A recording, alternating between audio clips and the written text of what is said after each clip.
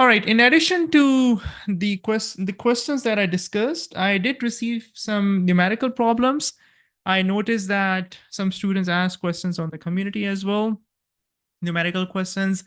I decided not to include them because they were like, mathematical steps here and there, some equation manipulations and whatnot. But the handful of questions that I included in the office hours, I find them to be the highest yielding questions in terms of value for our time and discussion. Okay.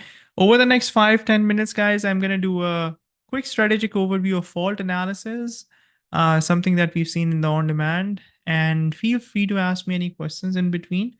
But this lecture slide is going to be very thorough, very comprehensive, and in a strategic manner. If you can understand these, I think you should be, very comfortable on the exam. Okay. So let us do a strategic overview, strategic review of fault analysis. Fault analysis can be broadly divided into two categories. This is how we learn in the course, right? You have the symmetrical faults, which impact all the three phases equally. And the interesting thing about the symmetrical faults is that they are balanced. Okay, the equation is pretty simple. Only the positive sequence network comes into play. And the block diagram is provided to us in the reference handbook. Now, one thing that I've tried to emphasize multiple times throughout the coursework is the importance of reverse engineering equations out of these block diagrams. Let me quickly do this one for you. It's very simple, straightforward. We did derive these equations from the block diagram for every single type of fault. So a positive sequence network contains a voltage source and an impedance. That's it. That's what we have inside this block, correct? Connect this, connect this, connect this, right? So this is my pre-fault voltage. This is my positive sequence impedance. And that's it. Okay. Positive, negative. So the current is flowing like this. And if I want to figure out the equation for this current, it is simply equal to VF divided by Z1. Since this is a balanced system, we know from sequence components that whenever a system is balanced, the negative and the zero sequence components are equal to 0. So the only component that we're going to have in this system is a positive sequence, and that will be equal to its phase value. Correct? So we also learned that both line to line to line and line to line to line to ground are examples of three-phase balanced or symmetrical faults.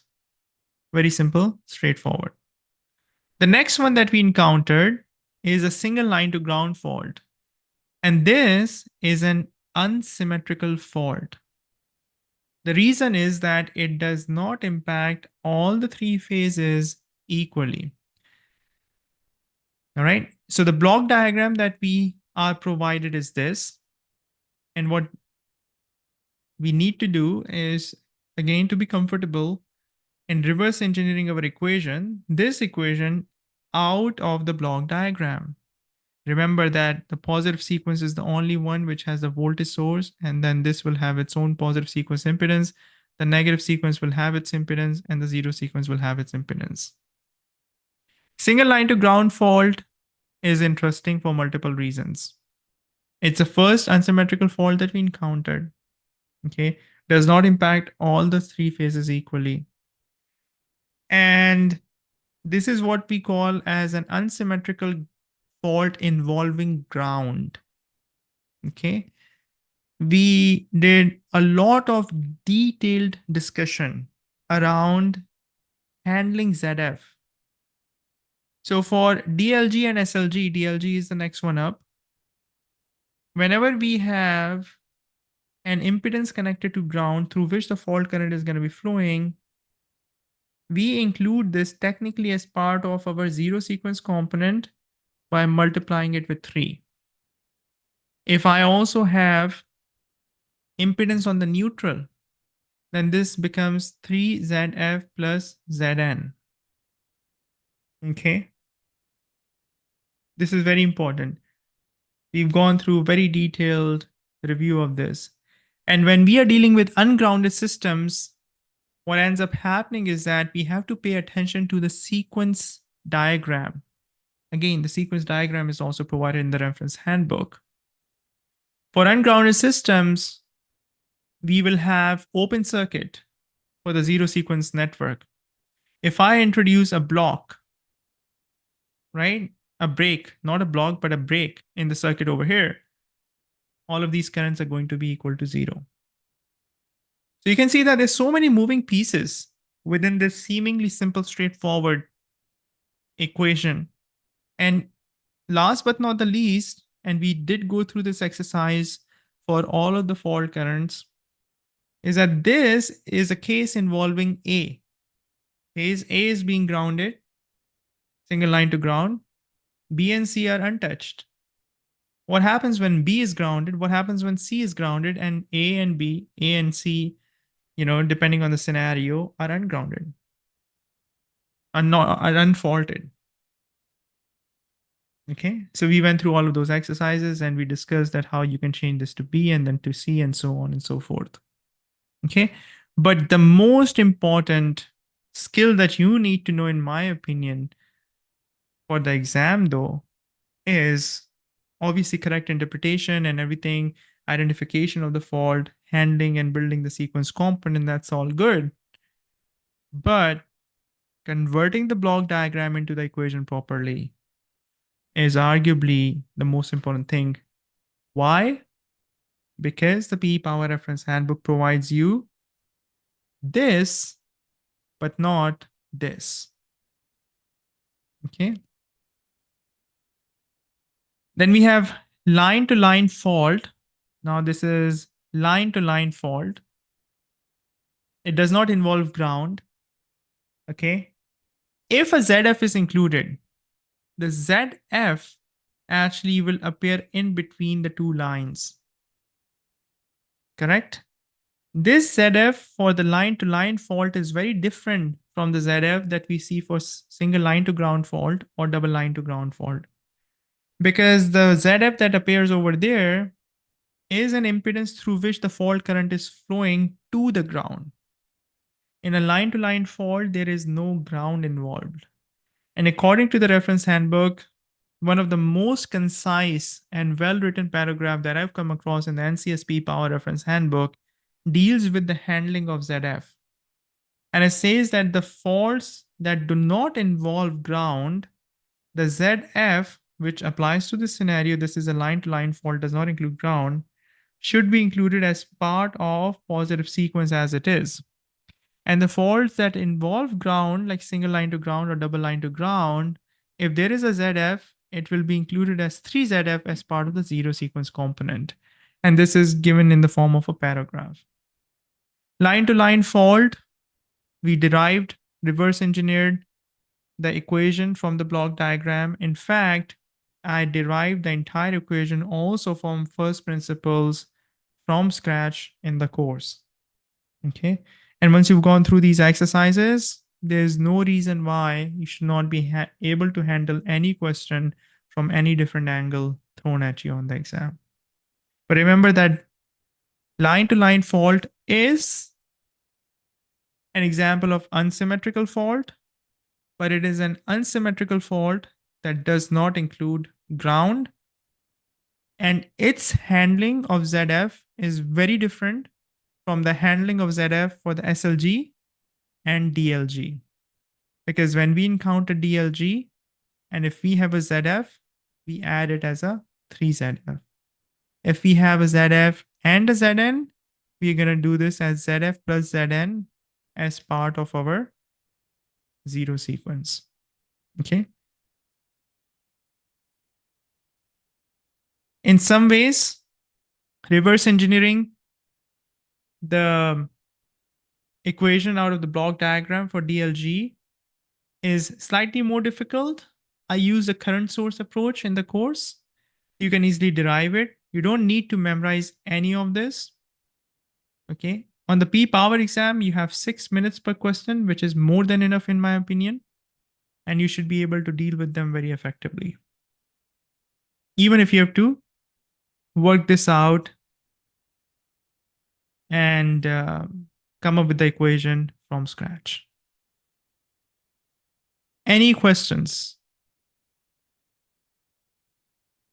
I strongly recommend, guys, at least once, go through those detailed derivations that I've provided in the lectures. It took me a lot of time and effort to come up with those explanations step by step without skipping any detail, using multiple diagrams to help you understand how these, and I use different techniques, consulted multiple resources, textbooks. So going through that once is going to be helpful, and working your way through the block diagrams and constructing these equations for fault analysis currents, the fault currents, symmetrical components, is going to be more than enough in my opinion. And then of course, there are tons of practice problems in the quizzes, study guide, mini exams that can help you further understand these concepts. Okay. And this is a good conceptual exercise, not only in the context of the exam prep, but it will give you the confidence as a power systems engineer. Trust me, I've encountered several power systems engineers who have a wishy-washy understanding of fault currents, right?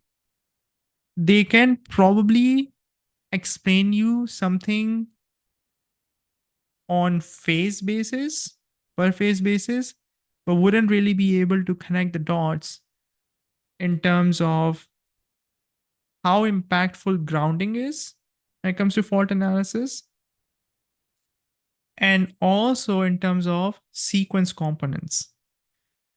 As you can see on this slide, we are exclusively working with sequence components, correct? Your positive sequence network, negative sequence network, zero sequence network.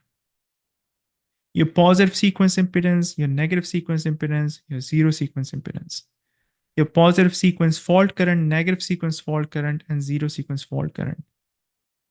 There's actually no mention of fault currents on per phase basis. That's actually 2 more steps down the road, where you take the positive sequence, negative sequence, and zero sequence, apply the sequence matrix, and then pump out the phase values. And a lot of people just think about short circuit as just a huge amount of current that is flowing through the phases. In some sense, shape, or form, that's actually a symptom of a lot of intricate, sophisticated things that are happening in the background. Make sense? So equip yourself with these tools so that you can actually have a very solid methodical understanding of fault analysis. When somebody says single line to ground fault, and if you're doing root cause analysis, okay, or some sort of a forensic exercise, you can identify, okay, if the system was grounded, then this was not actually an example of single line to ground fault. It possibly started as an SLG, and I participated in such exercises as a practicing engineer, where we had to figure out after the fact that what happened, right? And this will also help you become more comfortable and confident in power system studies. SKM, ETAP, tons of opportunities. Okay, so I hope you found this review helpful, and hopefully it gives you a nice refresher of different types of faults, and also gives you some clarity as to what to focus on. If you're new to this channel, please consider subscribing. On a weekly basis, I'm creating content for FE Electrical and PE Power exam preparation. I also discuss topics related to electrical engineering with a focus on power systems engineering. If you'd like to learn more about my FE Electrical and PE Power exam preparation programs, please visit my website, StudyForFE.com.